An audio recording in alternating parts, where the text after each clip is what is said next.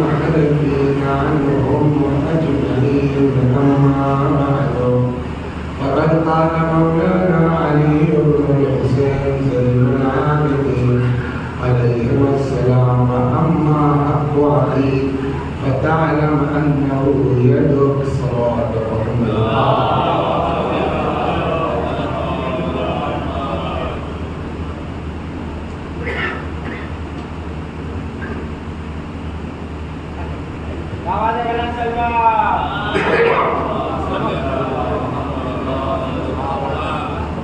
تو گفتگو ہماری ہے الحمدللہ حضرت امام زین العابدین سلام اللہ علیہ نے ہم کو دنیا میں زندگی گزارنے کا ایک جامع طریقہ بیان فرمایا ہے، جس میں یہ بتایا گیا ہے کہ ہمارے اوپر کس کا کیا حق ہے، ہاتھ پیر آنکھ زبان سے لے کے اللہ سے لے کے امام سے لے کے اور سماج تک۔ اب اس میں ہم 21ویں برس میں 25ویں حق تک پہنچے ہیں۔ 25واں حق امام کا ارشاد فرماتے ہیں وَأَمَّا حَقُّ أَخِيكَ، تمہارے بھائی کا حق تمہارے اوپر یہ ہے کہ یاد رکھو وہ تمہارا ہاتھ ہے، تمہارے پشت ہے۔ اس پر تفصیل سے 2 دن گفتگو ہوئی۔ کل بات یہاں آئی کہ بھائی صرف ایک ماں باپ کی اولاد یا ایک ماں کی اولاد یا ایک باپ کی اولاد ہی سے بھائی نہیں ہوتا، بلکہ اگر کسی کا عقیدہ ایک ہے، دین ایک ہے، مذہب ایک ہے، تو وہ بھی آپس میں بھائی کہلائیں گے۔ بلکہ امام باقر سلام اللہ علیہ سے کل روایت نقل کی گئی کہ مومن کا بھائی ہے من ابی ہے و امہ، ایک ماں باپ سے جیسے بھائی ہوتا ہے ویسے ہی مومن دوسرے مومن کا بھائی ہے۔ اب آج یہ بات آئے گی کہ اس بھائی کے حقوق ہمارے اوپر کیا ہے۔ اب دیکھیے 2 طرح کے بھائی ہو گئے، ایک مومن بھائی انما المؤمنون اخوہ، مومن کا بھائی، اور ایک وہ بھائی کے جو ماں باپ جس کی ایک ہے یا ماں ایک ہے باپ ایک ہے۔ ایک بھائی وہ جو پیغمبر نے مدینے میں ایک دوسرے کو بھائی بنایا، اور آج بھی غدیر کے دن اعمال غدیر میں یہ چیز آج بھی ہے۔ اعمال غدیر اپنی پڑھیے گا تو اس میں آج بھی ہے کہ آپ یہاں ہاتھ پکڑتے نا تو اپنے بھائی بنائیے۔ تو اب یہاں پر اگر آپ بتائیے کہ اگر کہیں پر کوئی روایت یہ آ جائے کہ بھائی کا حق بھائی پر یہ ہے، تو اس سے کیا سمجھا جائے؟ سوال یہاں پھنس گیا کہ بھائی تو یہ بھی ہے، بھائی تو یہ بھی ہے، بھائی تو یہ بھی ہے۔ امام نے صرف یہ کہا کہ تمہارے بھائی نے تمہارے اوپر حق ہے، تو اس کا مطلب یہ ہوا کہ خالی جو میری سمجھ میں ہے، میں نہیں کہتا کہ جو میں عرض کر رہا ہوں یا میں جو سمجھا ہوں 100% وہی کریکٹ ہے، آپ اسی کو مانیے، مگر میری سمجھ میں یہ آتا ہے کہ جہاں جو ہے وہ بھائی کی بات ہوتی ہے وہاں مراد سب ہے، اپنے ماں باپ کا ذریعے جو بھائی ہے، ایمان کے ذریعے جو بھائی ہے وہاں سب ہے۔ تو اب اس میں مسلمان کا بھائی ہے۔ یہاں ایک صاحب آتے ہیں نابین ہیں، آگے انہوں نے امام سے پوچھ دیا مولا ما حق المسلم علی المسلم، مولا ایک مسلمان کا حق دوسرے مسلمان پر کیا ہے؟ تو مسلمان بھائی ہوئے نا، تو اگر مسلمان کا حق مسلمان پر سمجھ میں آ جائے تو وہ حق تو بھائی کے اوپر اور زیادہ لاگو ہوگا۔ کہنے کا مطلب یہ ہے صلوات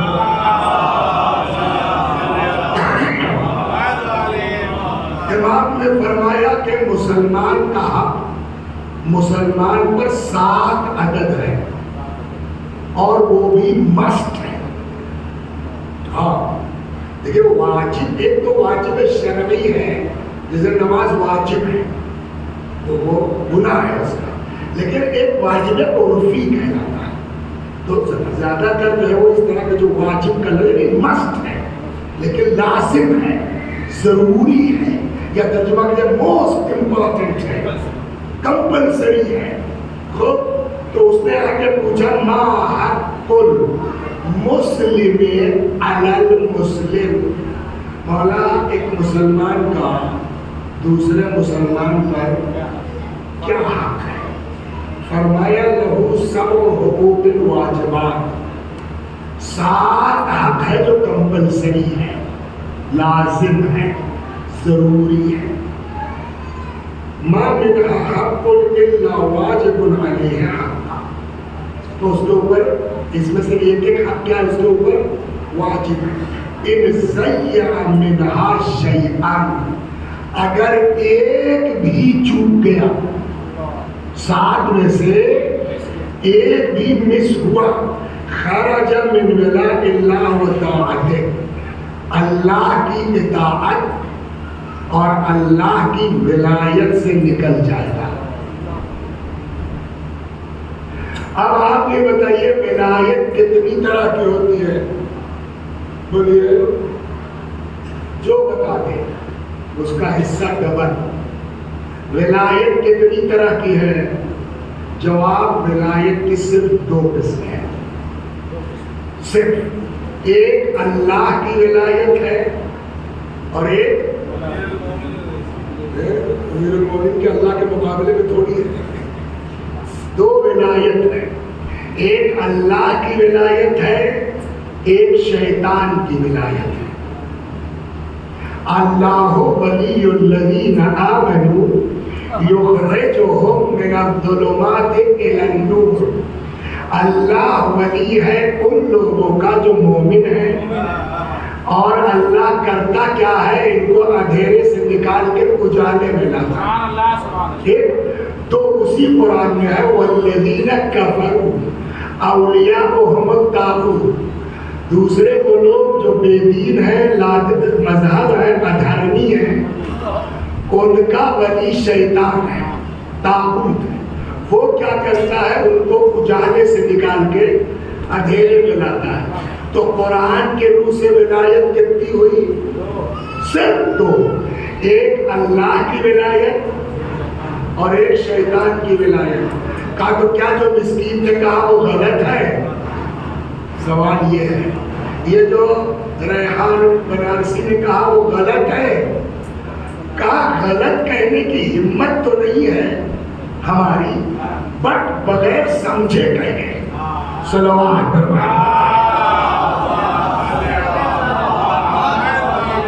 اس لیے کہ علی کی ولایت میں کس کو شک ہو سکتا ہے؟ تو سوال یہ ہے کہ جب آپ نے کہا، ہم نے پوچھا کتنی ولایت، تو ہم نے کہا ایک اللہ کی، آپ نے دوسرے کہا کہ سی علی کی، تو اس سے پہلے والے کو کیوں چھوڑ دیا؟ کیا رسول اللہ کی ولایت نہیں ہے؟ آپ خود پھنسے نا. آپ نے کیوں رسول اللہ کو چھوڑ کے کہا، جبکہ رسول اللہ نے کہا علی اسی کے مولا ہے جس کا میں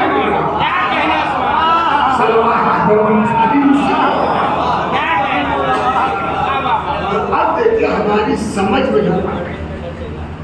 میں کیسے سمجھاؤں گا آپ کو؟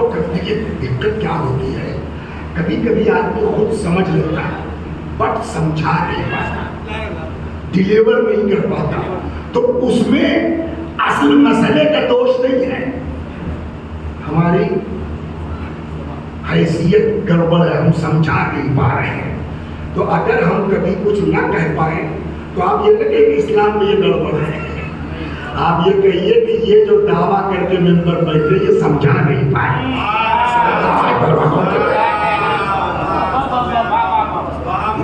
دیکھیے آصف بھائی چشمہ صاف ہو گیا ہو تو ادھر دیکھیے، چشمہ صاف ہو گیا نا، اب ادھر دیکھیے سر. اور ظفر صاحب تو آپ کو روز ملتے رہیں گے، 2 دن بچا ہے بہت. دیکھیے ہمارے یہاں 2 لفظ بولے جاتے ہیں، ایک کا نام ہے عمودی اور ایک کا نام ہے افقی. جیسے آپ 3 لکڑیاں لے لیجیے، یہ 3 انگلیاں ہیں، یہ تو اب یہ اس کے مقابل میں ہے، یہ اس کے مقابل میں ہے نا. ایک یہ کہ نہیں ایسے ہے، میل یہ ہے، اس کے نہ رہنے پہ یہ ہے، اس کے نہ رہنے پر یہ ہے، تو تین یہ بھی ہوئی نا، لیکن یہ تینوں الگ الگ نہیں ہیں، تینوں ایک ہیں۔ وہاں جو قرآن کہتا ہے انما ولیکم اللہ ورسولہ والذین آمنوا الذین یقیمون الصلاۃ ویؤتون الزکاۃ وہم راکعون، تمہارا ولی اللہ ہے، اس کا رسول ہے، اور وہ لوگ ہیں جو حالت رکوع میں زکات دیتے ہیں۔ یہ ولایت اس طرح نہیں ہے کہ اس کے اللہ کے مقابلے میں رسول اللہ اور رسول اللہ کے مقابلے میں نہ، یہ ولایت بس دو ہے، ایک اللہ کی ولایت مقابل میں دوسرے شیطان کے مقابل میں ولایت۔ اب یہ اللہ کی ولایت جو ہے وہ ایسے چلے گی، اللہ ہر جگہ جا نہیں سکتا، تو اس کی نمائندگی میں اب کون ولی ہوگا؟ رسول اللہ۔ رسول اللہ کے بعد اب ان کی جگہ پر کون ولی ہوگا؟ علی۔ تو اب علی کی ولایت اپنی نہیں ہے، وہ ایکچوئل میں رسول اللہ کی ولایت، اور رسول اللہ کی ولایت بھی اپنی نہیں ہے، وہ ایکچوئل میں کس کی؟ اللہ کی ولایت ہے۔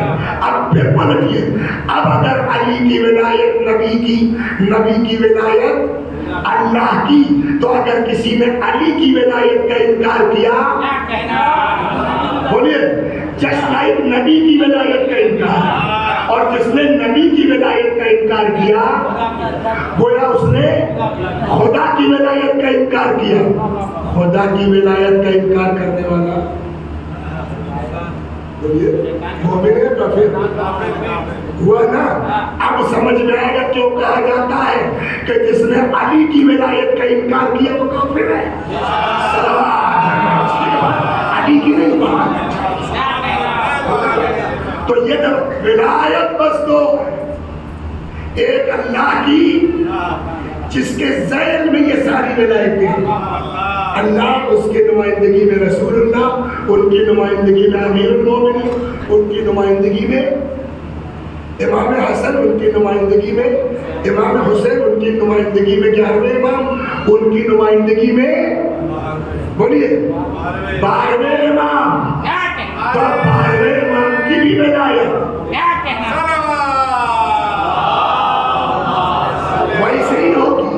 اب 12ویں امام بھی نہیں ہے، حالانکہ وہ ہے ولی تو موجود ہے، بٹ تھوڑا سا چینج ہے کہ ہمارے سامنے بولیے نہیں ہے۔ سلوات پڑھیے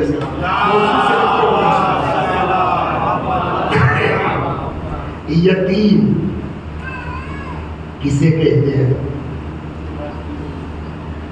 اور چلیے پھول میں گولی مار دی آپ نے، صحیح بات ہے، مولا فرماتے ہیں لیس الیتیم قد مات والدہ ان الیتیم یتیم العلم والادب، خالی وہی یتیم نہیں ہے جس کا باپ مر جائے، بلکہ وہ بھی یتیم ہے جس کے پاس علم و ادب نہ ہو۔ تو ایک اس کا مطلب کئی طرح ہے، آپ ہی کی بات کو وہاں پر پلٹا لو، اس کا مطلب یتیم کئی طرح کے ہیں۔ ایک وہ یتیم جس کے ابا مر گئے ہوں، ایک وہ یتیم ہے جو جاہل ہو، ادب نہ ہو، اور بھی کوئی یتیم ہے۔ ہاں، اور کہتے یہ تیسری قسم جو یتیمی والی ہے وہ سب سے سخت ہے۔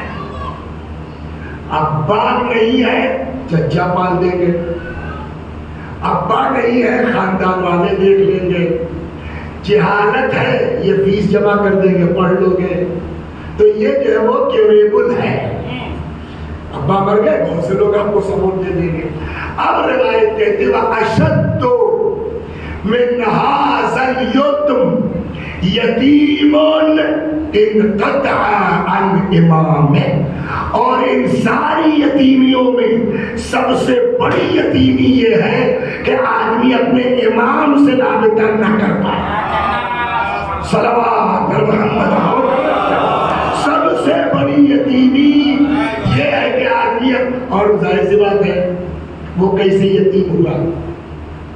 یتیم کہتے کس کو ہے کہ جس کا باپ مر جائے، کہتے امام کے ابا ہے، کہ کیوں حدیث نہیں سنی؟ حدیث نہیں سنی کہ پیغمبر نے فرمایا کہنا وعلی ابواہ، ہم اور علی اس امت کے باپ ہیں۔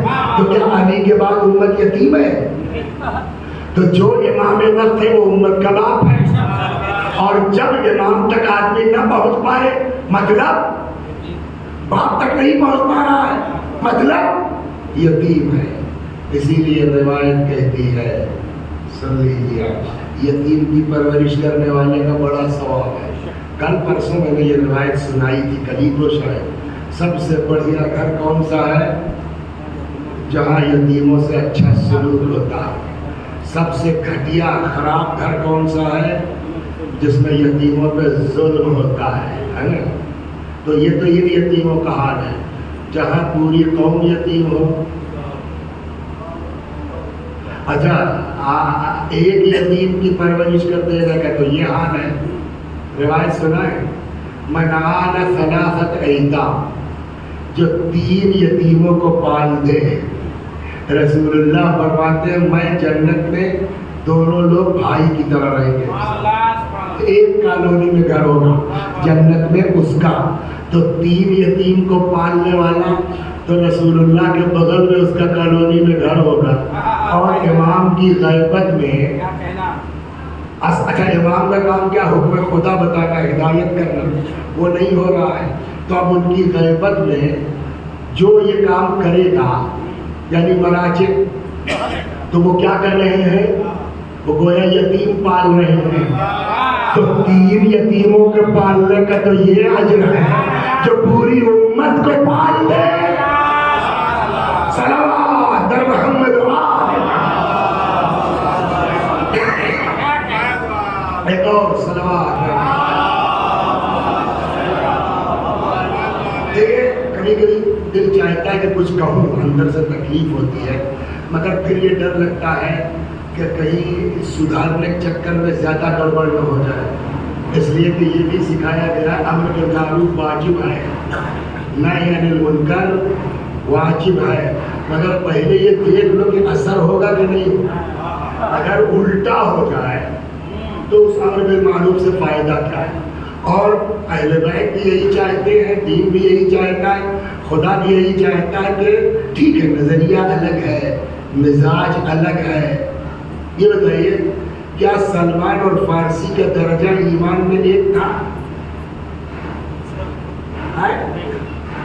ایک نمبر کا فرق تھا، وہ 10 درجے میں تھے، یہ نہ ہو۔ حدیث کہتی ہے اگر پتہ چل جاتا نا سلمان کو کہ ابو ذر میں کیا ہے، ابو ذر کو بول رہا ہوں، سلمان یہ مان دیتے ایک دوسرے کو، تو اس کا مطلب چینج۔ اور سن لیجیے صلوات، ابو ذر کے لیے رسول اللہ نے فرمایا زمین نے سایہ نہیں کیا اس آدمی پر، بوجھ نہیں اٹھایا اس آدمی کا، آسمان نے سایہ نہیں کیا اس آدمی پر جو ابو ذر سے زیادہ سچا۔ سلمان کے لیے پیغمبر نے فرمایا منا اہل البیت، ہمارے گھر کے ابو ذر کے لیے بھی سیم روایت ہے منا اہل البیت۔ امیر المومنین کے گلے میں رسی ڈال دی گئی، گھر سے کھینچ کے لے آئے، ابو ذر رو رہے تھے، سلمان مسکرا رہے تھے۔ اب بولیے ہم لوگ کدھر جائیں؟ سلمان کی طرح مسکرائیں یا ابو ذر کی طرح روئیں؟ تو زیادہ مولائی کون ہے؟ سلمان کے ابو ذر؟ ہمارے اعتبار سے تو ابو ذر زیادہ مولائی ہے، لیکن رسول اللہ کے بقول سلمان 10 درجے پر ہے۔ اب کیا ہوگا بھائی؟ اسی لیے کہ مزاج میں فرق ہو سکتا، تو اب جو ہے وہ پوچھا گیا سلمان سے، دیکھیں ابو ذر بھی غلط نہیں ہے جو رو رہے ہیں، لیکن سلمان اس سے پوچھے ہیں جو مسکرا رہے ہیں، کا کیا مطلب ہوا؟ سلمان ابو ذر رو رہے تھے، تکلیف تھی، آپ کے صحت پہ کوئی اثر نہیں، علی کے گلے میں رسی ہے اور آپ مسکرا رہے صاحب۔ کہنے لگے میں تم لوگ ظاہری مسائل دیکھ رہے تھے اور میں علی کی حقانیت اس پھندے میں دیکھ رہا تھا، اسی پھندے میں علی کی امامت کنفرم ہو رہی تھی۔ کیا مطلب؟ کہ جو قرآن میں نہیں پڑھا ہے کہ قرآن نے کہا لا ینال عہد الظالمین. جب اللہ نے کہا ابراہیم انی جاعلک للناس اماما، ہم تم کو لوگوں کا امام بناتے ہیں، تو ابراہیم نے کہا یا رب ومن ذریتی، پالنے والے اور میری اولاد. اللہ نے کہا لا ینال عہد الظالمین، یہ میرا عہدہ ظالموں تک جا نہیں سکتا. یعنی کوئی انسان امام نہیں ہو سکتا جو ظالم ہو. یہ سارا جھگڑا کس بات کا تھا کہ رسول اللہ کے بعد ہم جانشین ہیں، یعنی ہم امام ہیں. آپ گلے میں رسی کا پھندا ڈال رہے ہیں. سلمان نے کہا لو، پھندا ڈال کے انہوں نے خود ہی کنفرم کر دیا کہ ہم کچھ ہو سکتے ہیں، جانشین رسول نہیں ہو سکتے. تو اس پھندے میں ہم کو علی کی امامت کا کنفرمیشن دکھ رہا تھا، اس لیے ہم مسکرا رہے ہیں. صلوات بر محمد.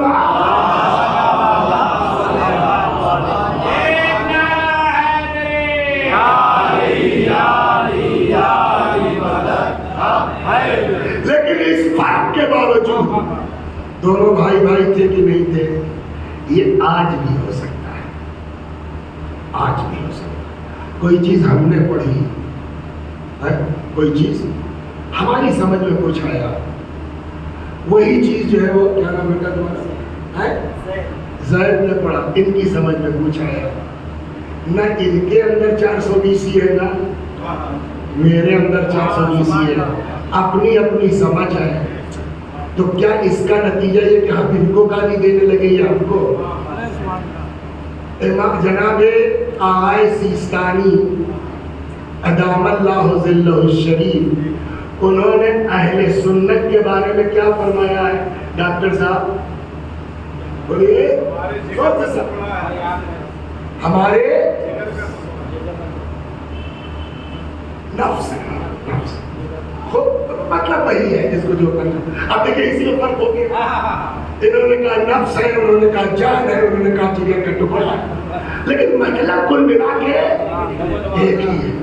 تو آپ کا مرجع کہہ رہا ہے کہ سنی ہمارے بھائی نہیں، ہماری بولے جان ہے. آپ میں اور برادران اہل سنت میں ڈفرنس کیا وہ بتا سکتے ہیں؟ زمین و آسمان کا. لا الہ الا اللہ ٹھیک ہے، محمد رسول اللہ ٹھیک ہے، لیکن اس کے بعد آپ ڈائریکٹ کہتے ہیں علی بلا فصل ہے، وہ کہتے ہیں نہیں علی چوتھے نمبر پر ہے. تو کم سے کم 3 سینوں کا فاصلہ ہے. اس کے باوجود ہمارے علماء کہتے ہیں مل کے رہو، ہے نا. اب یہاں ایسا میرا مزاج کچھ ہے، ان کا مزاج کچھ ہے، لیکن ہم بھی کہتے ہیں علی خلیفہ بلا فصل ہے، یہ بھی کہتے ہیں علی خلیفہ بلا فصل ہے. کوئی چیز ہمارے اندر گڑبڑ ہو گئی ذرا سا، لیکن لاکھ گڑبڑ ہو گئی اتنی گڑبڑ تو نہیں ہے نا. جب وہاں بزرگ ہمارے کہتے ہیں مل کے رہو، تو تم تو یار 12 امام کے ماننے والے ہو، اونچ نیچ تو چلتا رہتا ہے. تمہارا عقیدہ تمہارے سینے میں، ان کا عقیدہ ان کے سینے میں. کم از کم بھائی بھائی بن کے تو رہو. صلوات غور کرنے نہیں کر رہے. تو ذرا سی بات پر جھگڑا کر لینا، اختلاف کر لینا، یہ اخباری ہو گیا، یہ فلاں ہو گیا. وہ جو کرے گا اگر غلط ہوا اپنا بھگتے گا. ہمارا فرض ہے. دیکھیں میرا عقیدہ کیا ہے، اللہ، میں اپنا عقیدہ سنا دوں. اللہ ایک، امام 12 معصوم، ہمارے آخری امام پر گئے. اب کیا کریں صاحب کا جو مراجع ہیں ان کی لائن پہ رہو، ان کے فتوے کے مطابق عمل کرو. میرا عقیدہ یہ ہے. ان کا عقیدہ یہ ہے کہ ارجا مرجا کچھ نہیں. تو ٹھیک ہے بھیا، تو تمہاری سمجھ میں نہیں آتا نا، 12 امام تک تو ہے نا، تو تم ہم کو کیوں گالی دیتے ہو کہ ہمارا مرجع کی تکلیف کرتے ہیں؟ یہ تو امام نے نہیں، صرف 12 امام تک ہم تو ایک ہے نا. آؤ مل کر کے اخباری ہو نا. حدیثی میں تو بات کرو گے نا، تو آؤ مل کر کے ایمان کی حدیث پڑھ لی جائے، جہاں تک وہ ہے کہ نہ تم ہم کو گالی دو نہ ہم تم کو گالی دو، ہم کو تقلید کرنے دو، تمہارا جو دل چاہے کرو، لیکن کم از کم اہل بیت کے نام پہ لڑو تو مت بھائی۔ صلوات میری بات آپ مانیے، لیکن میں اس نظریے پہ ہوں کہ بھیا مل کے رہیے، یہ مین چیز ہے، تاکہ ہر آدمی قلب میں اپنا حساب دے گا۔ صلوات میرے خیال میں پبلک آ گئی، لہذا مجلس شروع کی جائے گا۔ پبلک کہاں جاتے ہیں اصل بھائی باہر رہتے ہیں، اکثر سوچتے شروع ہو جائے، 10-5 منٹ گزرے چلے، تو ہم لوگ بھی سمجھدار ہو گئے ہیں، ہم لوگ بھی ادھر گھماتے ہیں ادھر گھماتے ہیں، پبلک آ جائے تو شروع کریں، اب شروع کرتے ہیں۔ صلوات۔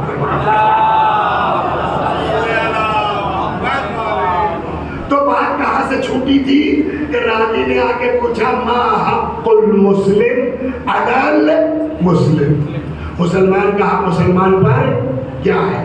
امام نے فرمایا 7 حق ہے، اور موسٹ امپورٹنٹ کمپلسری ان ضیع منہا شیئا خرج من ولایت اللہ، ایک بھی اگر اس میں مس ہوا تو اللہ کی ولایت سے نکل جاؤ، اس یہی سے بات ہوگی تھی، تو اللہ کی ولایت سے نکلیں گے تو جائیں گے کہاں؟ ولایت تو ہی ہے نا، تو اللہ کی ولایت سے نکلے تو کہاں جائیں گے؟ شیطان کی ولایت میں، اور شیطان کس کا ولی ہے؟ والذین کفروا، جو سمجھ میں آیا، تیرے بھائیوں کا خیال نہیں کرو گے مولوی صاحب، پگڑی کے باوجود بے دین ہو جاؤ گے۔ صلوات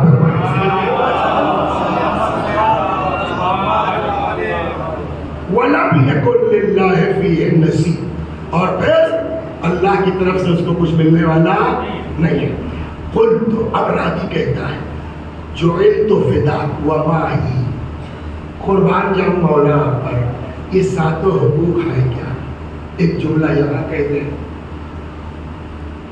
ہم دیکھیے شیطان کب کس کے اندر گھس جائے اس کی کوئی گارنٹی نہیں ہے۔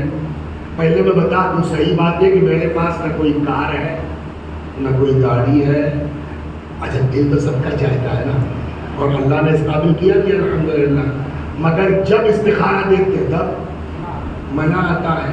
ایک بار میرے بھائی حیدرآباد میں ان کو شوق ہوا، وہ وہاں سے چلا کے لا کے آئے، چھوڑ گئے، وہ صاحب 2-4 دن رکھا، کبھی ڈرائیور کی زحمت کبھی کچھ، ایک دن راستے میں خراب ہو گئی، اب وہ چلے گئے مجلس میں، دماغ میں کوئی ٹائر نہ کھول لے جائے، ممبر پر مجلس پڑھ رہے کوئی یہ، میں نے کہا یار چھوڑو اسے، ختم کرو، ایسا بے تماشا دیکھ ٹیکسی چلو بہتر ہے، تو اس کے بعد سے پھر نہیں لیا۔ لیکن شیطان کبھی بھی بولیے بہکا سکتا ہے۔ شوق ہوا صاحب ذرا فارچونر بڑھیا سے لی جائے، ڈرائیور جلدی ڈھنگ کے ملتے نہیں ہیں، تو ہم نے کہا یار جو ہے وہ زید بھائی تھوڑا سکھاؤ۔ زید بھائی نے بتا دیا اسے پہلا گیئر لگے گا، اسے دوسرا لگے گا، اور یہ ایکسیلریٹر ہے تو یہ کلچ ہے تو یہ فلاں ہے۔ اچھا موٹر سائیکل تو چلا ہی لیتے تھے، ایک دن لے کے نکل گئے۔ جاہل آدمی، پتہ نہیں کہ لال کا مطلب کیا ہوتا ہے، ہرے کا مطلب کیا ہوتا ہے، پیلے کا مطلب کیا ہوتا ہے۔ جیسے ہی اپنے اسکول سے آگے بڑھے، لال بتی تھی، ہم نے توجہ نہیں کی، آگے بڑھ گئے، وہاں جو ہے وہ ٹریفک پولیس والا کھڑا تھا، سیٹی بجائی سائڈ کرو، کھڑے ہو گئے، کاغذ بھلا، ہم نے کہا صاحب ابھی تو رجسٹریشن لے آئے، پھر ہم نے فریاد شروع کی صاحب یہ کل ہی لیا ہے صاحب، نہیں معلوم ہے صاحب، جاہل ہے صاحب، پتہ نہیں کیا اس شریف کہنا ٹھیک ہے تو جاؤ پہلے سیکھ لو تب نکالنا، ہاتھ چھوڑے دیتے ہیں، ایسا ہو سکتا ہے؟ نہیں ہوتا ہے، ہوتا نہیں۔ واپس میرے پیچھے پیچھے ایک وکیل صاحب آ رہے تھے، انہوں نے بھی لال سگنل توڑ دیا، اس نے بھی ان کو بھی سائڈ کیا، نہیں میں جو ہے وکیل ہوں، کائے کے پریکٹس کرتے ہیں اسی چیز کی، کیا کہتے ہیں اس کو، ٹریفک وہیکل ایکٹ کا، تب تو آ جائیے آپ، وہیکل ایکٹ کے پریکٹس کرتے ہیں آپ نے اس کو تو چھوڑ دیا، اس کو اس لیے چھوڑ دیا کہ اس کو ابھی پتہ نہیں تھا، کل ہی لی ہے اس نے گاڑی۔ تم جو ہے وکیل صاحب وہیکل ایکٹ کی پریکٹس کرتے ہو، تم کو تو نہیں چھوڑا جائے گا. سمجھ, یہی حال ہم سب کا قیامت میں ہوگا. سمجھ گیا؟ جانکار آدمی پھنس جائے گا اور کم جاننے والا چھوٹ سکتا ہے. میں اپنی جیب سے نکل آتی یغفر للجاہل 70 ذنبا قبل ان یغفر للعالم ذنب واحد. جتنی دیر میں جاہل کا 70 معاف ہو جائے گا اتنی دیر میں جانکار کا ایک نہیں معاف ہوگا. وجہ وہی ہے. آپ ممبر میں بیٹھ کے بہت سا جھوٹ بولتے تھے, تشریف لے آئیے. سمجھ, لہذا اماموں کا یہ تھا کہ بھیا جتنا کم جانو اتنا بہتر ہے. آپ کہیں گے یہ کیا مطلب ہوا؟ علم کی تو بڑی تاکید ہے. کہ تاکید ہے مگر عمل کے ساتھ تاکید. صلوات آج میں یہاں سنا تو اب اس راوی نے کہا مان لے وا مولا اس ساتھ حق کیا ہے؟ قال یا معلّہ, معلّہ نے خنیس جنہوں نے پوچھا تھا, انی علیک شفیق, معلّہ مجھ کو تم سے شفقت ہے, تم پر پیار ہے, محبت ہے تم سے. میں نہیں چاہتا کل کو قیامت میں تم پھنس جاؤ, لہذا اخاف ان تضیع ولا تعمل. مجھے ڈر ہے کہ تمہیں معلوم ہو جائے اور عمل نہ کر پاؤ تو پھنس جاؤ گے. اب بتائیے کیا کریں, پڑھے کہ آگے بڑھ جائیں؟ امام نے معلّہ سے کہا بہتر ہے کہ نہ سنو, ورنہ سننے کے بعد عمل نہیں کرو گے پھنس جاؤ گے. اب آپ بولیے کیا کہتے ہیں؟ یا اللہ ہم سب کو عمل کی توفیق عطا فرما. ولا وتعلم ولا تعمل, جانکاری ہو جائے مگر عمل نہ کرو. قلت له لا قوة الا بالله. سب تو اللہ ہی طاقت دیتا ہے مولانا, آپ بتائیے مطلب, کوشش کریں گے انشاءاللہ. امام نے کہا تب ٹھیک ہے بھیا سنو, ادھر ادھر کی باتوں میں شاید ایک ہی حدیث میں ختم ہو جائے گا. آپ کے پرسوں والے مولانا آئیں گے پکا ہے؟ چلیے تو کل چلے جائیں گے. صلوات ایسر حق منہا. اب یہ 7 حقوق ہیں, دعا کیجئے اللہ ہم کو صحیح سے سمجھانے کی توفیق دے اور بس اسی پہ ختم. ایسر حق منہا ان تحب له ما تحب لنفسک. پہلا حق مومن کا تمہارے اوپر یہ ہے کہ جو اپنے لیے پسند کرو وہی اس کے لیے. معلوم ہوا صاحب کیا یہ ہم کو دو دین کے اللہ جو تم کو پسند ہے نا وہ یاسر کو دے دو. اگر اس ٹائپ کا مل گیا تو ٹھیک, نہیں جو مل جائے برداشت کر. دین یہ کہتا ہے ما تحب ایسر حق, سب سے ہلکا حق یہ ہے, آسان, کہ منہا ان تحب له ما تحب لنفسک. جو اپنے لیے پسند کرو وہی اپنے بھائی کے لیے پسند کرو. اس مسلم ہم کو تو شوق یہ ہے کہ ہم کو جو ہے وہ 2 شیرمانے ملے ہیں. سلام کیا ہے کہ آپ کو 2 شیرمانے مل جائے. وَتَكْرَهُ لَهُ مَا تَكْرَهُ لِنَفْسِكَ. اور جو اپنے لیے ناپسند کرو وہی بولیے. ارے ہماری بات اور ہے, یہ کہاں سے نکال لیا ہماری بات اور ہے. کہ جو اپنے لیے ناپسند کرو بولیے وہی دوسرے کے لیے. ایک لفظ جو ہو گیا, یعنی یہ 2 حق نہیں ہوا, دونوں ملا کے ایک. جو اپنے لیے پسند کرو وہی اپنے بھائی کے لیے, جو اپنے لیے ناپسند بولیے. تم وہاں جا کے رہ لو, آپ تو نہیں رہ لیتے دونوں بھائی, نہیں بہت چھوٹا ہے. کہتے جو اپنے لیے ناپسند کر رہے اپنے بھائی کے لیے کیوں پسند کرتے؟ صلوات. والحق الثانی, دوسرا حق, تجتنب سخطہ وتتبع رضاہ. کوشش کرو کوئی برادر مومن تم سے ناراض نہ ہو.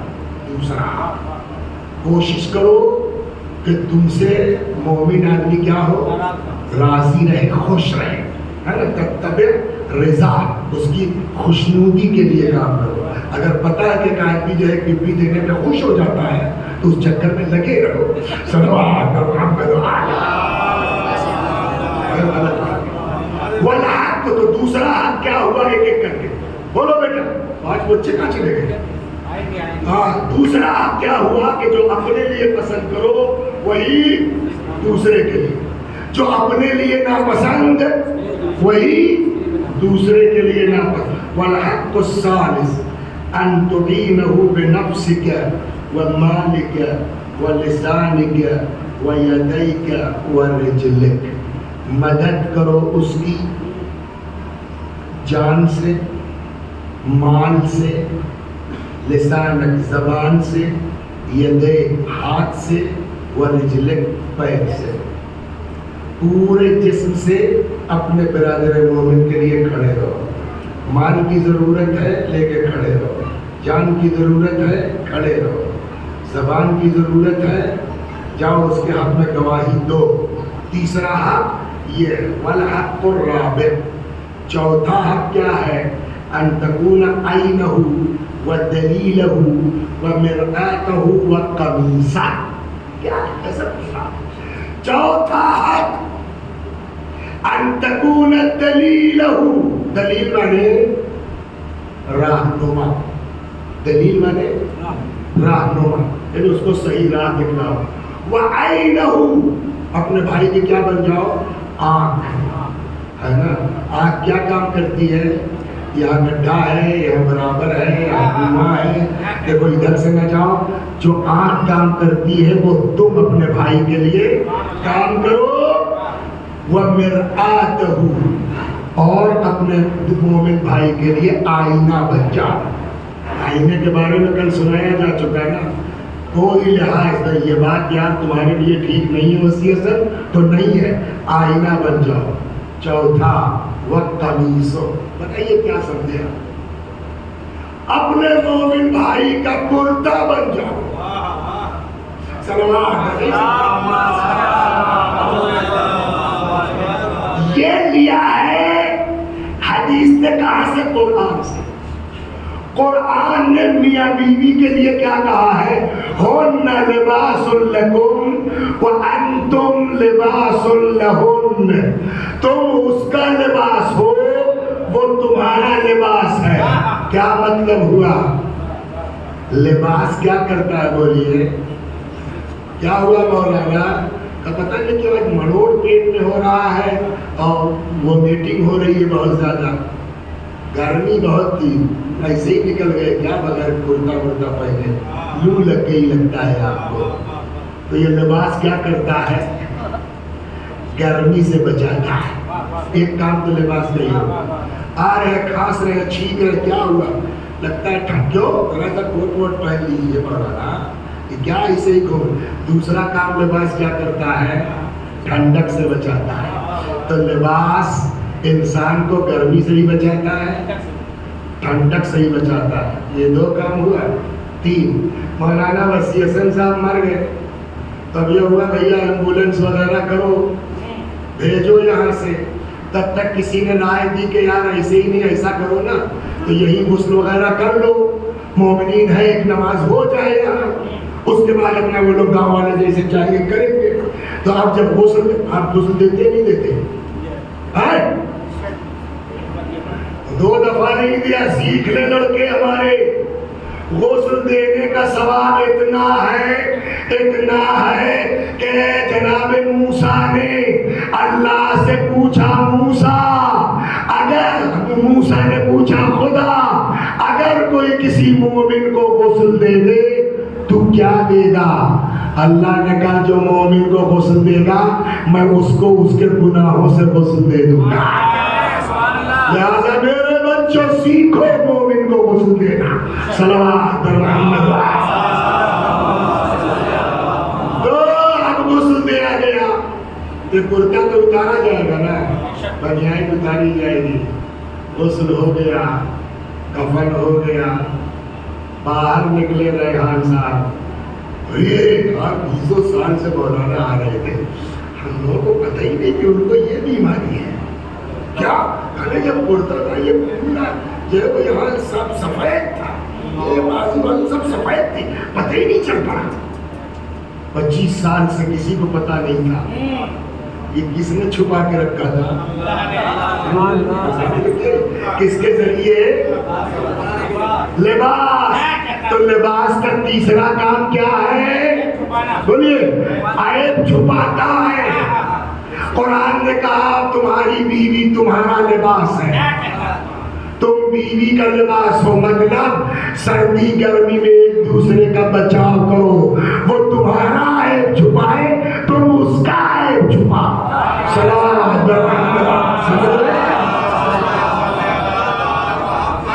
وہی چیز ہم نے یہاں کہا. تیسرا آتا کہ چوتھا والحق الرابع، کہ اپنے بھائی کے کیا ہو جاؤ؟ آنکھ بن جاؤ، دلیل رہنما بن جاؤ، ہے نا، آئینہ بن جاؤ. وَقَمِيصُ، اور مسلمان بھائی کا کرتا بن جاؤ، قمیص بن جاؤ. کیا مطلب؟ جیسے لباس عیب چھپاتا ہے، ویسے ہی تم بھی وسیع حسن کا عیب چھپاؤ. صلوات. اور اگر وہی بات امام نے کہا ایک بھی اس میں گڑبڑ ہوا، ولایت خدا سے نکل جاؤ. کیا مطلب ہوا؟ اگر کوئی کسی مومن کا عیب چھپا نہیں رہا ہے تو گیا. ایک تو گیا اللہ کی ولایت سے، دوسرا الگ سے حدیث سنا. اگر کوئی من روا روایت لنخی، اگر کوئی اپنے برادر مومن کے لیے کوئی بات نقل کرے، یرید بہا شیئا، مقصد یہ ہو کہ یہ پبلک میں بے عزت ہو جائے. اللہ حدیث کہتی ہے گھر کے کونے میں بیٹھا ہوگا، اللہ مارے گا نہیں جب تک چوراہے پہ نکال کے اس کو بے عزت نہیں کر دے گا. تو بے عزت بھی ہوں گے، ولایت الہی بھی گئی. صلوات. یہ چار ہو گیا. والحق الخامس، چوتھا لا تشبع ویجوع، ایسا نہ ہو تمہارا پیٹ بھرا ہو وہ بھوکا ہو. یہ حق ہے تمہارے اوپر. ولا تروی ویظمأ، تمہارے یہاں تو ایکوا گارڈ ہے، وہ بیچارہ بالو ملا پانی پینے پر مجبور ہے. خبردار. لا تروی ویظمأ، ایسا نہ تم سیراب ہو اور وہ پیاسا ہو. ولا تلبس ویعری، تمہارے پاس تو 3 پیس ہے، اس کے پاس کرتا بھی نہیں ہے. لا تلبس ویعری، ایسا نہ ہو کہ تمہارے پاس لباس ہو وہ ننگا ہو. یہ کتنا ہوا؟ 5. والحق السادس، یہ بہت بڑی دقت ہے، سن لیجئے. لوگ کہتے ہیں کہاں لکھا ہے؟ یہ لکھا ہے. ابا کے 5 بیٹے آئے، وسیع حسن صاحب جو ہے دوسرے نمبر کے. ابا نے 4 بیٹوں کی شادی کر دی، 5ویں سے پہلے مر گئے. 5ویں کی شادی کون کرے گا؟ بھائی سے کیا مطلب ہے؟ بھائی سے کیا ذمہ داری ہے؟ کیا ہے؟ امام کہتے ہیں بھائی نہیں، مسلم کا حق یہ ہے. بھائی اور آگے. والحق السادس، چھٹا ان تکون لک امرأة ولیس لأخیک امرأة، تمہارے تو بیوی ہو اور تمہارے بھائی کے پاس بیوی نہ ہو، لہذا اس کی شادی کا جگاڑ کرو. سن رہے ہیں؟ جب بھائی کے لیے اتنا حکم ہے تو اولاد کے لیے. لہذا پیسے والے لوگ یہ حدیث بھی چلتے چلتے سن لیں. روایت کہتی ہے کہ اگر اللہ نے کسی کو نوازا ہو اور وہ بیٹے کی شادی کر کے اس کا خرچ اٹھا سکتا ہو اور نہ کرے، روایت کہتی ہے کہ اگر کوئی گھٹنا گھٹتی ہے باپ کو ذمہ دار مانا جائے گا. صلوات محمد. وَيَكُونَ لَكَ خَادِمٌ وَلَيْسَ لِأَخِيكَ خَادِمٌ، تمہارے یہاں تو نوکر ہے، کپڑا بھی پریس ہو جا رہا ہے، سمجھا، کھانا بھی بن جا رہا، اس کے پاس نہیں ہے خادم. تو کیا کرو؟ ان تبعث خادمک، اپنا نوکر بھیجو اس کے پاس. کاہے کے لیے؟ فیغسل ثیابہ، تاکہ اس کا کپڑا دھل دے. ویصنع الطعام، اس کا کھانا بنا دے. ویمہد فراشہ، اس کا بستر لگا دے. اتنی حد تک اسلام تاکید کر رہا ہے.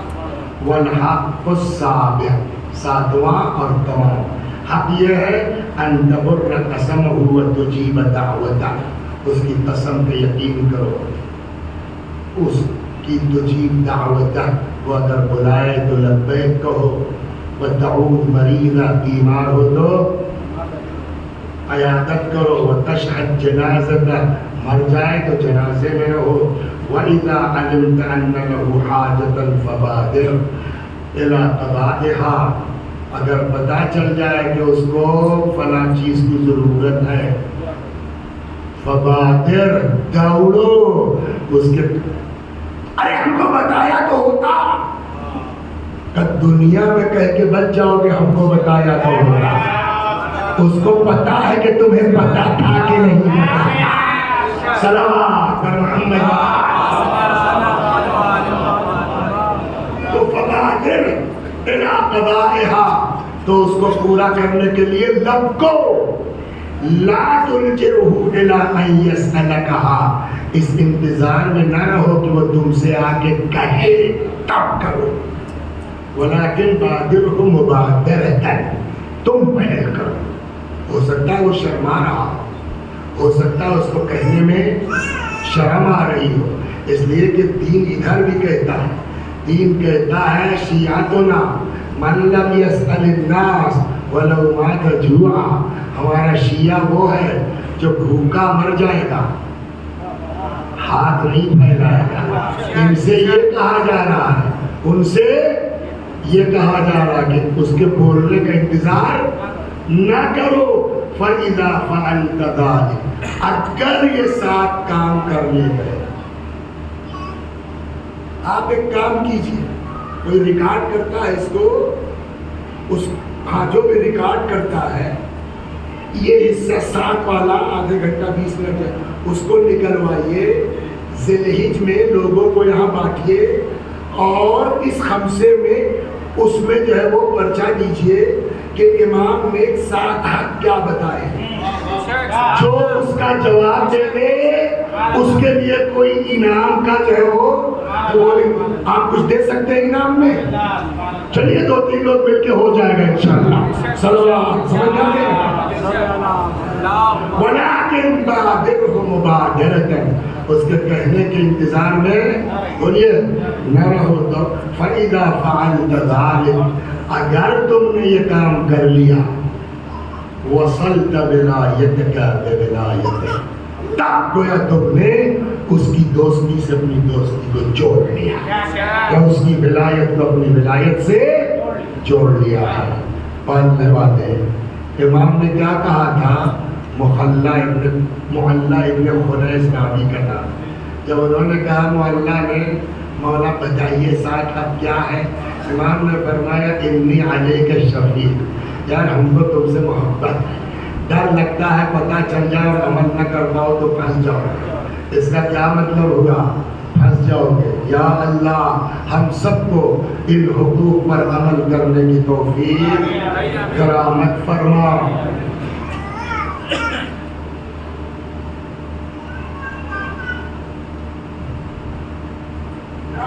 ٹائم پہ سناتے بتاؤ ہم کہاں جا رہے ہیں،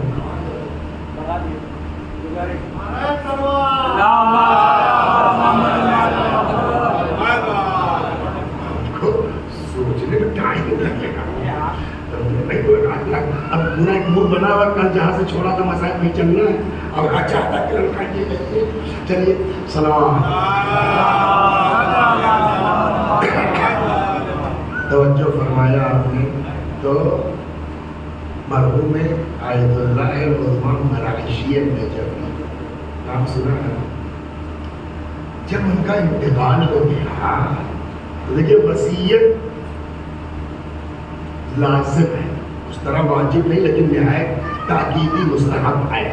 قرآن بھی کہتا ہے کہ جب تم کو اندازہ ہو جائے کہ مرنے والے ہیں تو کتب علیکم اذا حضر احدکم الموت ان ترک خیرا الوصیہ، سمجھا؟ تو وصیت بہت سے علماء نے کی ہے، مرحوم آیت اللہ العظمیٰ مراکشی نجفی کی بھی وصیت ہے۔ مرنے کے بعد جب ان کی وصیت کو پڑھا گیا، بقیہ وصیت سے نہیں مطلب ہے، اس وقت جب پڑھا گیا تو اس میں انہوں نے اپنی موت سے لے کے دفن تک 3 مرتبہ مسائل کی وصیت کی۔ بیٹا جب میں مر جاؤں میرے جنازے کو معصومہ قم کے حرم میں لانا، امامے کا ایک سرا میرے تابوت میں باندھ دینا، دوسرا زری میں باندھ دینا، شفیع کے عنوان سے کسی خطیب سے کہہ دینا تھوڑی دیر مصائب پڑھ دے، لیکن کوئی اور مصائب نہیں، بس وہی جب امام زینب سے رخصت ہو رہے۔ اس کے بعد یہ دیکھیے یہ منبر جو ہے نا، اس کو بھی میرے بھائیوں حلقے میں مت کیجیے، ملجا کی وصیت ہے۔ اس کے بعد میرے جنازے کو میرے امام باڑے میں لانا، جس کو میں نے فلاں مرد مومن کی مدد سے بنوایا ہے، امامے کا ایک سرا تابوت میں، دوسرا منبر میں باندھ دینا، کسی سے کہہ دینا تھوڑی دیر مصائب پڑھ دے، لیکن کوئی اور مصائب نہیں، بس وہی جب امام زینب سے رخصت ہو رہے ہو۔ میرے جنازے کو قبر کے پاس لانا، نئی جگہ ہے، جلدی مت کرنا، لوگوں سے کہہ دینا بیٹھ جائیں، کسی سے کہہ دینا تھوڑی دیر مصائب پڑھ دے، لیکن کوئی اور مصائب نہیں، بس وہی جب امام زینب سے رخصت ہو رہے۔ اور فرما رہے ہیں ایک مرجع، بولیے انتقال سے دفن کے بیچ 3 مرتبہ وصیت فرماتے ہیں، اور تینوں مرتبہ بولیے ایک ہی مسئلہ ہے۔ سوال کیوں؟ جو میری سمجھ میں آیا شاید، اس لیے کہ اور بھی علماء نے خیر حتی بعض ذاکرین کے جناب فاطمہ نے اپنے بعض ذاکرین سے کہا میرے لال کی رخصت پڑھو۔ یہ رخصت پر اتنی تاکید کیوں ہے؟ دیکھیے ہر بات کتاب میں نہیں ہوتی، ہر بات روایت میں نہیں ہوتی، کچھ کامن سینس بھی آدمی یوز کرتا ہے۔ کربلا میں کم سے کم یزیدی فوج کی تعداد کتنی لکھی جاتی ہے؟ 35,000۔ اس سے زیادہ بھی لکھنے والوں نے لکھا ہے، 25 بھی کہنے والوں نے کہا ہے، تو اگر ہم 25-35 مان لیں تو 35,000 بھی کم نہیں ہے۔ آپ آنکھ بند کر کے سوچیے، 35,000 فوجی، اپنے فوجی ساز و سامان، اس میں خیمہ بھی ہے، گھوڑا بھی ہے، ان کی ضروریات بھی ہے، تو 35,000 فوجی، آپ ذرا سوچیے کتنے بڑے رقبے میں پھیلے ہوں گے، ہے نا؟ اور پھر وہ میدان جنگ الگ، ادھر امام حسین علیہ السلام کے ساتھ کتنے لوگ تھے؟ 200، مرد عورت بوڑھے بچے سب ملا کے کتنے؟ 200 کے اندر تھے۔ تو اب جو سچویشن ہے میدان کربلا کی، ایک طرف 200 لوگ اور ایک طرف 25,000، تو جدھر اس صحرا میں نظر جائے گی بولیے وہی لوگ تو دکھائی دیں گے نا۔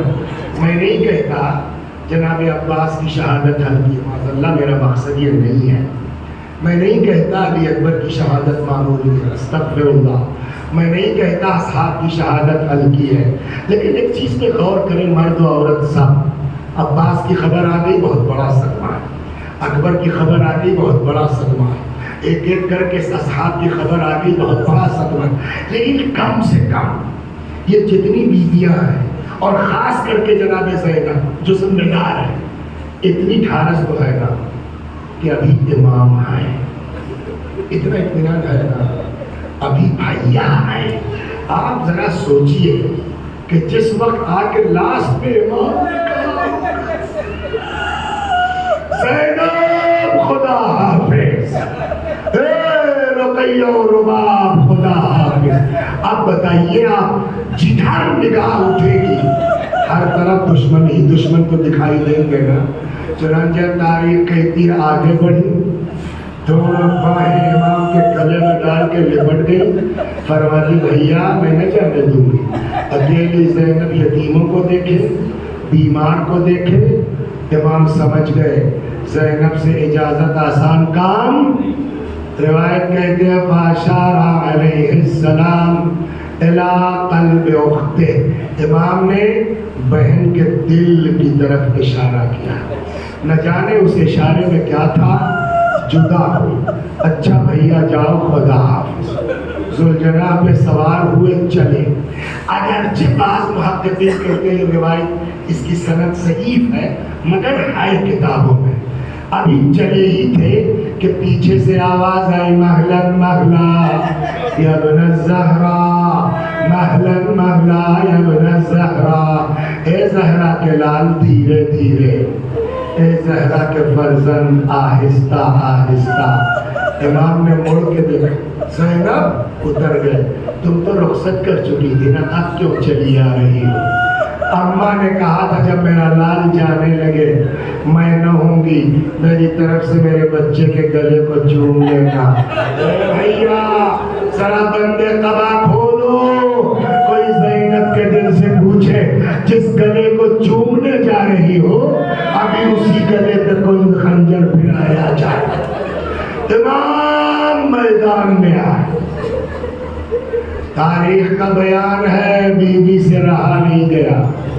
جو لوگ کربلا جا چکے ہیں انہوں نے یقیناً دیکھا ہے، جو نہیں گئے ہیں یا اللہ اس مجمع میں مرد و عورت جتنے ہم لوگ ہیں جو جا چکے ہیں وہ بھی جو نہیں، سب کو حضرت کی قبر مبارک کی زیارت نصیب فرما. جائیے گا آپ کو بتایا جائے گا یہی وہ بلندی ہے، ہاں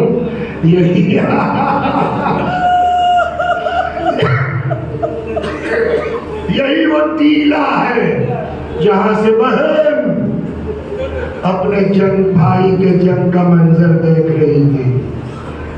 فجلس الشمر علی صدر، شمر ملعون جس میں اطہر پہ سوار ہوا. فضرب 12 ضربہ، 12 مرتبہ چھری چلائی. روایت کہتی جب گلا جدا نہیں ہو رہا تھا تڑپ کے فرماتی ہے یا ابن سعد ایقتل ابو عبداللہ وانت تنظر الیہ، میرے سعد کے بچے میرا بھیا ذبح ہو رہا ہے تو کھڑا دیکھ رہا ہے. یہ دیکھ ہوا امام شہید ہو گئے. خیموں میں بولے آگ لگا دی گئی. خود دشمن کا سپاہی وہی حمید ابن مسلم کہتا ہے سارے خیمے جل چکے تھے، ایک خیمہ باقی تھا جس میں آگ لگی تھی. شعلے آسمان سے باتیں کر رہے تھے. میری طرف دیکھیے، شعلے آسمان سے باتیں کر رہے تھے.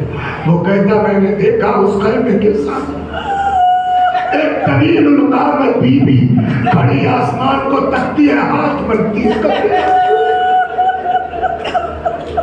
میں قریب آیا، میں نے کہا بی بی کوئی بڑی قیمتی چیز رہ گئی ہے.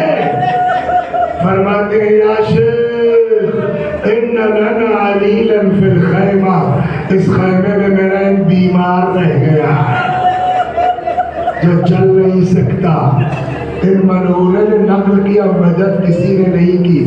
کہتا ہے کچھ دیر میں نے دیکھا وہ بی بی جلتے ہوئے شعلوں سے اندر چلی گئی. اس کے بعد کیا دیکھتا ہوں امام سجاد کو اپنی پیٹھ پہ لادے ہوئے زینب اسی جلتے ہوئے شعلوں سے واپس آئے. کیسے رات کٹی ہے.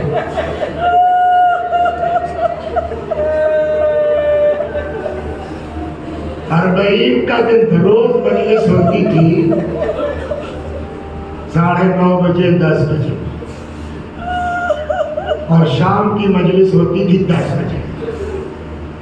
اربعین کے دن کہنے لگے کہ مولانا کل جو ہے اربعین کی مجلس انشاءاللہ 11:30 بجے ہوگی. ہم نے کہا کیوں؟ کہ رات میں تھوڑا یہ ہے تھوڑا وہ ہے، لڑکے تھکے وکے رہیں گے کچھ سو لیں 11:30 بجے. اربعین کے دن شام والی مجلس مغرب بعد ہوگی فوراً. کیوں؟ کہ اس لیے تو جلوس رہے گا، مغرب بعد فوراً کر کے اپنا 9 بجے تک لڑکے جا کے گھر اپنا سو جائیں. عاشق بھی یہی ہوتا ہے نا، شام غریبہ کی مجلس کب ہوتی ہے؟ فوراً نا. کیوں؟ لڑکے تھکے ہیں، یہی وجہ ہوتی ہے نا. زینب کتنا تھکی ہے. روایت کہتی ہے شب عاشور شب عاشور پوری رات امام حسین سلام اللہ علیہ اور اصحاب علیہ السلام پوری رات جگے ہیں کہ نہیں جگے؟ روایت کہتی ہے لہم دبی کدبی النحل، ایسا امام کے اور اصحاب کے خیموں سے تلاوت وغیرہ کی آواز آتی تھی جیسے شہر کے چھتے سے بھن بھنانے کی آواز آ رہی۔ آپ بتائیے پوری رات یہ لوگ جگے ہیں تو کیا زینب سو رہی تھی؟ ہاں نہیں نا۔ پھر دن میں سب شہید ہو گئے، سب کو آرام مل گیا، لیکن زینب کبھی کبھی مر گئے، شاید بہت پرانا نوحہ ہے، تو کس کا ہائے آرام کہاں؟ وہ اکثر سنتا ہوں اسی بنیاد پر، شہداء کا تو کام ہو گیا نا، عصر عاشور شہید ہو گئے، ختم، لیکن زینب خیمے جل گئے۔ اب میں نہیں بتا پاؤں گا 10 بجا ہے رات کا، 11 بجا ہے، 12 بجا ہے، کب تک ہار کے بچے سوئے ہیں، کچھ سناٹا ہوا۔ آپ بتائیے زینب کو بھی اتنی تھکی ہے، سونا چاہیے کہ نہیں؟ لیکن روایت سناؤں گا آپ کو، روایت کہتی ہے حضرت زینب کی نماز شب کبھی قضا نہیں ہوئی حتیٰ فی لیلۃ 11 من المحرم، یہاں تک کہ شام غریبہ میں بھی۔ سمجھ گئے آپ؟ پوری رات کیسے گزری وہ زینب جانتی ہے۔ بس آخری بات، شاید 2 منٹ، 11 محرم آ گئی، قافلہ ادھر سے گزرا جہاں شہداء کے تھے، ہاں بیویوں نے اپنے آپ کو اپنے اپنے وارثوں میں گرایا۔ زینب سلام اللہ علیہ آئی، کہاں؟ امام کے لاشے پر۔ جو امام کے جسم مبارک کی کیفیت ہے، 1 منٹ کے لیے غور کر لیجیے، کہیں تیر، کہیں تلوار، کہیں نیزہ، کہیں پتھر اور کہیں گھوڑوں کی ٹانپیں، 10 گھوڑے دوڑے۔ ایسی کیفیت دیکھ کے بھائی کے لاشے کی، انصاف سے بتائیے جناب زینب کو ہارٹ فیل ہونا چاہیے تھا، سکتہ ہونا چاہیے تھا، بے ہوش ہونا چاہیے تھا کہ نہیں؟ لیکن روایت کہتی آئی، ہاتھ لگایا، پالنے والے ہماری قربانی قبول کر لے۔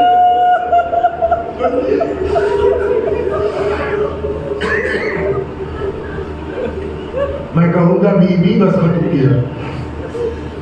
کل تک تو بڑا غشا رہا تھا آپ کو، بہت بے ہوش ہو رہی تھی آپ، آج کیا ہو گیا؟ بھائی کی لاش اس حال میں دیکھ کے نہ گریا، نہ سکتا، نہ بے ہوشی، نہ فریاد۔ کیا آج آپ کو حسین سے محبت نہیں ہے؟ تب کیوں؟ میں نے کہا آج تو نہ رو رہی ہے نہ بے ہوش ہو رہی ہے۔ عجب نہیں زینب جواب دے، اگر میں بے ہوش ہو جاؤں تو زینب ام کلثوم رباب کو کون سنبھالے گا؟ سکینہ کو کون سنبھالے گا؟ لیلا کو کون سنبھالے گا؟ مطلب کچھ سمجھ میں آیا؟ غم کہتا ہے مر جاؤ، مصیبت کہتی ہے بے ہوش ہو جاؤ، ذمہ داری کہتی ہے آنکھ سے آنسو نہ نکلنے پائے۔ میں سمجھتا ہوں شاید یہی وجہ ہے کربلا سے کوفے، کوفے سے شام کتنا وقت لگا؟ بولیے، 1 برس میں زیادہ سے زیادہ 1 برس۔ اگر کسی کی بیوی نہ دکھائی دے 1 برس کے بعد، کہیں ایسا ہوتا ہے آدمی بیوی کو نہ پہچان پائے، کسی کو بھول سکتا ہے، لیکن تاریخ کیا کہتی ہے؟ 1 برس کے بعد جب زینب اپنے گھر آئی، عبداللہ نے کہا بیوی ہمارا گھر تو خود ہی لوٹ گیا، کہیں اور جا کے ماتم کر لو۔ تب زینب نے سر اٹھایا، عبداللہ اب وہ وقت آ گیا ہے کہ تم نے بھی، یہ 1 سال میں کیا ہو گیا؟ کہ یہ وہی مصیبت کہتی ہے آنسو نہ نکلے، غم کہتا ہے مر جاؤ، ذمہ داری کہتی ہے آنسو نہ نکلے۔ شاید یہی وجہ، برداشت کرتے کرتے اتنی تبدیلی آ گئی ہے ایک برس